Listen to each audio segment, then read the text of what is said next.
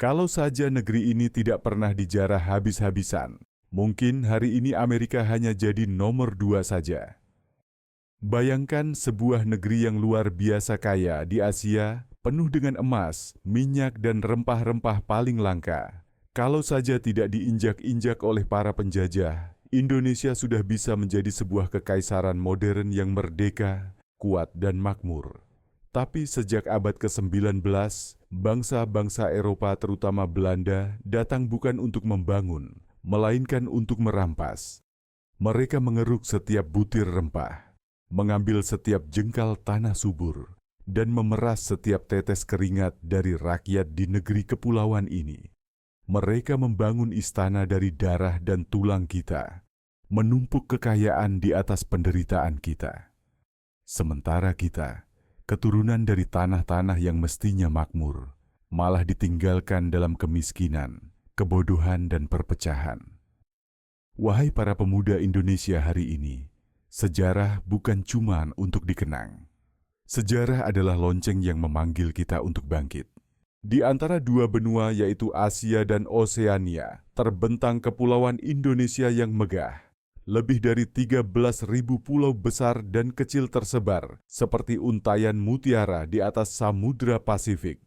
Dengan populasi hampir 300 juta jiwa, Indonesia adalah negara dengan penduduk terbanyak keempat di dunia dan memiliki komunitas Muslim terbesar di planet ini.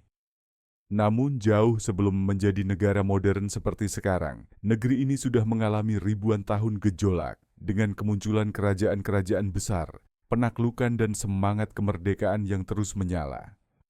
Jejak pertama manusia di tanah ini tercatat lebih dari 1.900.000 tahun yang lalu. Di Pulau Jawa, para arkeolog menemukan fosil manusia purba Homo erectus atau manusia kera yang berdiri tegak yang telah menghuni wilayah ini selama jutaan tahun.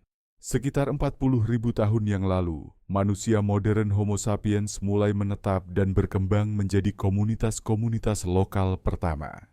Karena letaknya yang berada di antara dua samudra dan dua benua, Indonesia dengan cepat menjadi pusat perdagangan penting sejak abad ke-5 sebelum Masehi. Kapal-kapal dagang dari India dan Tiongkok singgah di pelabuhan-pelabuhan ini untuk menukar rempah-rempah, sutra, emas, dan perak. Bersamaan dengan barang dagangan itu, agama Hindu dan Buddha juga ikut menyebar dan meninggalkan jejak mendalam dalam arsitektur dan budaya lokal. Pada abad ke-7, muncullah kekaisaran maritim besar bernama Sriwijaya dari Pulau Sumatera yang menguasai jalur perdagangan laut utama dan menjadi kekuatan dominan di Asia Tenggara. Dengan kekuatan armada laut yang unggul, Sriwijaya tidak hanya menguasai perdagangan, tetapi juga menyebarkan budaya Buddha ke banyak wilayah sekitarnya. Namun pada tahun 1025, dinasti Chola dari India Selatan melancarkan ekspedisi besar dan berhasil mengalahkan Sriwijaya hingga memperlemah kekaisaran tersebut. Kehancuran Sriwijaya menciptakan kekosongan kekuasaan dan kerajaan Majapahit yang beraliran Hindu dari Pulau Jawa bangkit menggantikannya. Di bawah pimpinan patih hebat bernama Gajah Mada, Majapahit berhasil memperluas wilayah dan pengaruhnya, menguasai sebagian besar wilayah yang kini dikenal sebagai Indonesia. Inilah masa keemasan dalam sejarah kuno kepulauan ini. Mulai abad ke-13, pelabuhan-pelabuhan di Asia Tenggara mulai dipenuhi oleh kehadiran Islam, sebuah agama baru yang datang bukan lewat pedang, melainkan lewat kapal dagang dan kekuatan iman. Para pedagang Muslim dari Arab, India, dan Persia tidak hanya membawa barang dagangan seperti rempah-rempah dan kain-kain halus, tetapi juga membawa keyakinan mendalam dan cara hidup baru. Melalui perdagangan, pernikahan, dan pertukaran budaya, Islam perlahan-lahan tumbuh dan mengakar di tengah masyarakat lokal. Dari sana lahirlah kerajaan-kerajaan Islam lokal seperti Malaka dan Aceh yang menjadi pusat penyebaran ajaran Islam. Pengaruh agama Hindu dan Buddha yang sebelumnya mendominasi kawasan ini secara bertahap memudar dan memberi tempat bagi sebuah keyakinan baru yang menyebar luas, dari pelabuhan hingga pelosok desa, dari bangsawan hingga rakyat jelata. Pada abad ke-16, orang-orang Eropa mulai berdatangan ke Kepulauan Indonesia, tertarik oleh kekayaan alam yang luar biasa, terutama rempah-rempah langka seperti cengkeh, pala, dan kayu manis. Bangsa Portugis adalah yang pertama datang, namun Belanda segera menyusul dan menjadi kekuatan utama. Untuk menguasai perdagangan, Belanda mendirikan perusahaan dagang bernama Verenigde Oost-Indische Compagnie atau VOC, yang menjadi salah satu perusahaan saham terbesar dan paling berpengaruh dalam sejarah dunia. VOC bukan sekadar perusahaan dagang, tetapi punya kekuasaan untuk berperang, menandatangani perjanjian, dan mengelola wilayah. Mereka membangun benteng-benteng, menduduki pelabuhan strategis, dan ikut campur dalam urusan ekonomi serta sosial masyarakat lokal. Rempah-rempah yang dianggap sebagai emas hitam pada masa itu menjadi pusat kegiatan eksploitasi. Penduduk lokal dipaksa menanam dan menjual dengan harga tetap, seluruhnya di bawah kendali penuh VOC. Menjelang akhir abad ke-18, ketika VOC melemah dan bangkrut akibat korupsi serta pengelolaan buruk, pemerintah Belanda mengambil alih seluruh wilayah ini dan menerapkan pemerintahan langsung. Indonesia pun resmi menjadi koloni yang diberi nama Hindia Belanda dan memasuki masa penjajahan yang berlangsung lebih dari 300 tahun. Pada awal abad ke-20, pemerintah Belanda mulai mendapat tekanan baik dari dalam maupun luar negeri. Hingga akhirnya, mereka meluncurkan apa yang disebut sebagai kebijakan etis yang bertujuan untuk meningkatkan kesejahteraan penduduk pribumi melalui pendidikan, layanan kesehatan, dan pembangunan pedesaan. Namun, kenyataannya kebijakan ini hanya setengah hati dan tidak menyentuh akar ketidakadilan yang terus berlangsung dalam masyarakat kolonial. Rakyat mulai menyadari bahwa satu-satunya jalan menuju kebebasan sejati adalah kemerdekaan penuh. Dari sinilah gerakan nasional mulai bangkit. Muncul generasi intelektual muda yang dididik dalam sistem pendidikan Belanda, namun tetap memegang teguh semangat kebangsaan. Salah satu tokoh yang paling menonjol di antara mereka adalah Soekarno, yang sejak awal telah menanamkan cita-cita akan Indonesia yang merdeka dan berdiri di atas kaki sendiri, bebas dari bayang-bayang kekuasaan asing. Ketika Perang Dunia Kedua pecah, dunia Asia Pasifik mengalami perubahan drastis. Jepang dengan ambisi ekspansionisnya di Asia Timur menyerbu Hindia Belanda atau Indonesia saat ini. Setelah pertempuran sengit, Jepang berhasil mengalahkan Belanda dan mengambil alih seluruh kepulauan Indonesia. Pada awalnya banyak rakyat Indonesia menaruh harapan pada Jepang, menganggap mereka sebagai pembebas yang datang untuk mengakhiri penjajahan Barat. Namun harapan itu segera sirna karena pemerintahan Jepang ternyata lebih keras daripada Belanda. Kerja paksa, perampasan bahan makanan, dan pemaksaan rakyat untuk mendukung mesin perang Jepang membuat kehidupan semakin sulit. Namun secara tak langsung, kehadiran Jepang justru membangkitkan semangat nasionalisme dan kebangkitan rakyat.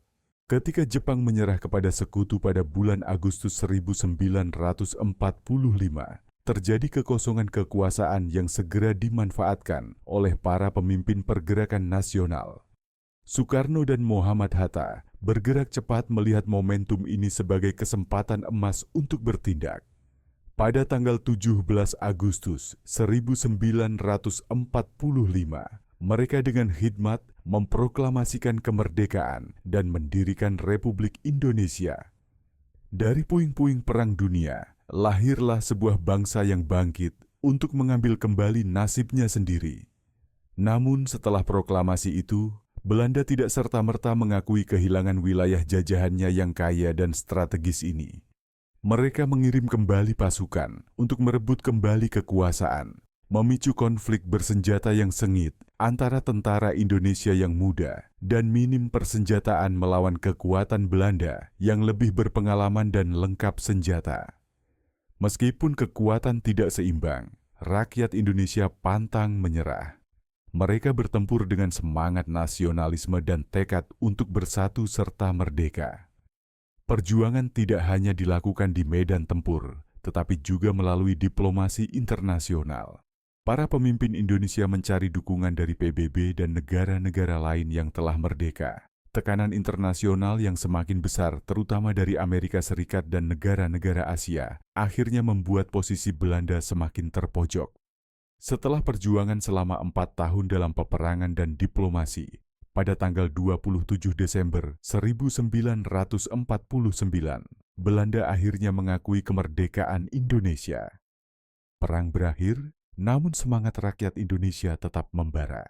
Sejak saat itu Indonesia memulai perjalanan membangun bangsa yang merdeka. Namun jalan di depan penuh tantangan.